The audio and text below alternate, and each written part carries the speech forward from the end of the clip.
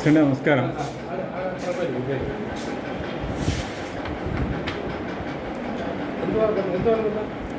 ഞാൻ വന്നത് ഞാനൊരു പ്രസ്സാണ്, പത്രക്കാരനാണ്. അത് അവിടെ മുമ്പിൽ കാണുന്ന അത് കുറേ കാലമായല്ലോ അതങ്ങനെ കാണുന്നത്. അല്ല, അത് ഞങ്ങൾ മൊത്തത്തിൽ ഇത് മെയിൻ്റെനൻസ് വർക്ക് വെച്ചിട്ടുണ്ട്.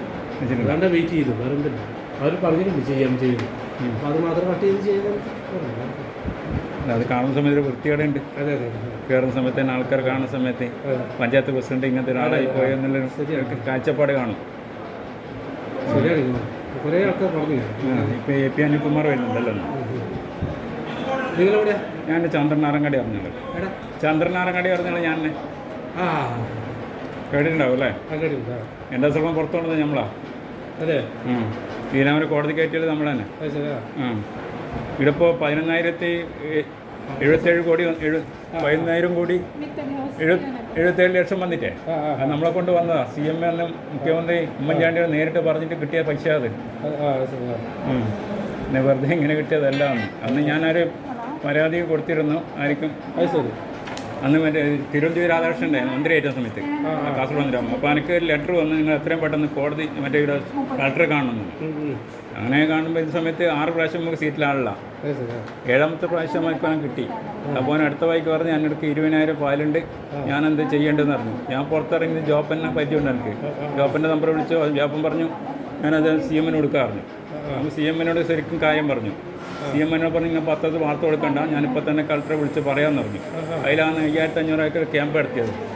അതിലാണ് 5,5 ലക്ഷം രൂപ കിട്ടാൻ കാരണം. വേറെ ആരല്ല അതിൻ്റെ പിന്നിൽ. ഈ ലീലാമാർ കോടതി കയറ്റിയവരെ നമ്മൾ 97 കോടതി പറഞ്ഞേച്ച് നമ്മളാണ്. ഞാനൊരു അർദ്ധ സർക്കാർ സ്ഥാപനത്തിൽ അറ്റൻഡറായി ജോലി ചെയ്തിന് കാഞ്ഞങ്ങാട് മറ്റേ INDC ഓഫീസിൽ. അവിടെ ആശുപത്രി ഉണ്ടായിരുന്നു.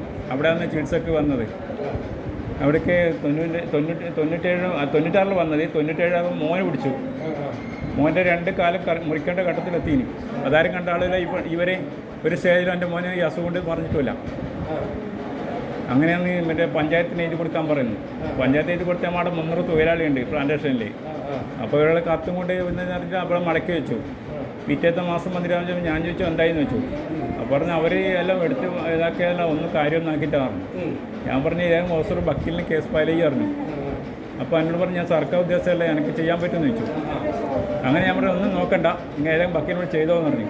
അങ്ങനെ 97 ഫയൽ ചെയ്ത് 98 വിധിയായിരുന്നു.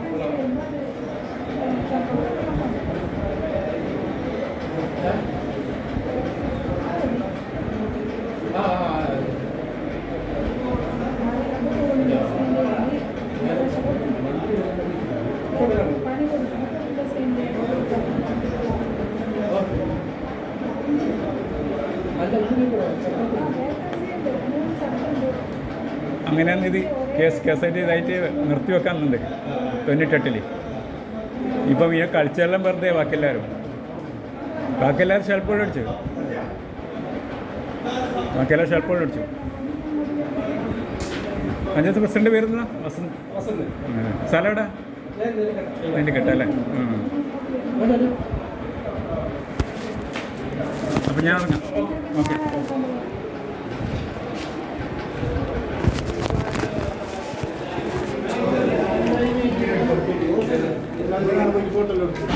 चंद्रिकेला